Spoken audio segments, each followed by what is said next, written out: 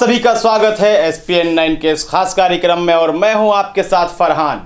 महाराष्ट्र के ऊपर लगातार मुसीबतें बढ़ती जा रही हैं। जहां एक और स्थायी सरकार के टिके रहने की समस्या से जूझ रहा है महाराष्ट्र, वहीं कोरोना से पीड़ित लोगों की संख्या में लगातार इजाफा होता जा रहा है।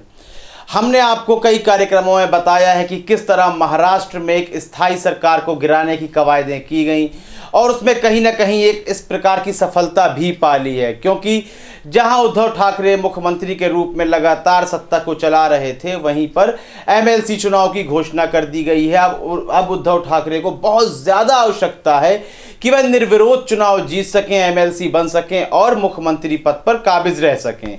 लेकिन महाराष्ट्र के अंदर जो एक नई मुसीबत है, हम नई नहीं कहेंगे, 1.5 से 2 महीने बीत चुके हैं कोरोना को लेकर, वहाँ भी कोरोना पीड़ितों की संख्या में इजाफा होता जा रहा है। करीब देश भर में जो जितने भी पीड़ित हैं उसके 33% यानी कि 33% जो कोरोना से संक्रमित लोग हैं वह महाराष्ट्र में ही हैं। अब यह संख्या बढ़कर करीब 2228 हो गई है। 2228 कोरोना पीड़ित केवल महाराष्ट्र में ही हैं। लगातार भारत भर में भी कोरोना पीड़ितों की संख्या में इजाफा होता जा रहा है। जहां यह संख्या अभी 2 से 3 दिन पहले 50,000 के नीचे थी, अब वहीं यह संख्या 60,000 पार कर गई है। वही बातें फिर हम आपके सामने रखेंगे कि लॉकडाउन का अब तक कोई भी हमें लाभ नहीं मिला है। जैसा कि बॉलीवुड के महान निर्देशक हैं अनुभव सिन्हा, उन्होंने कहा था और अनुराग कश्यप भी कह रहे थे कि लॉकडाउन करके समस्या का निवारण खोजना है, बल्कि लॉकडाउन से ही समस्या का निवारण नहीं हो जाएगा। तो लॉकडाउन करके अभी किसी प्रकार की भी समस्या का निवारण नहीं निकाला गया है। बस लॉकडाउन दुनिया की देखी देखा भेड़ चाल के तहत एक लॉकडाउन लगा दिया गया है।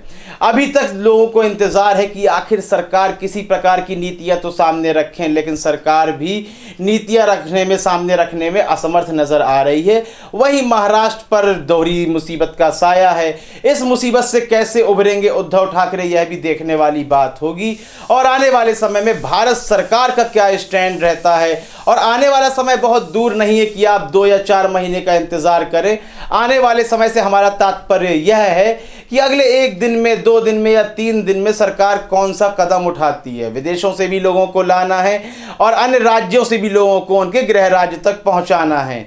इस संबंध में आपकी राय बहुत ही महत्वपूर्ण है। उद्धव ठाकरे को लेकर महाराष्ट्र में जिस तरह कोरोना पीड़ितों की संख्या बढ़ती जा रही है और एक स्थायी सरकार को भी गिराने की कोशिश की जा रही है, इस संबंध में अपनी राय देना बिल्कुल भी ना भूलें। कार्यक्रम को लाइक करें, ज़्यादा से ज़्यादा शेयर करें और चैनल को सब्सक्राइब अवश्य कर दें। तब तक के लिए इजाज़त दीजिए, धन्यवाद।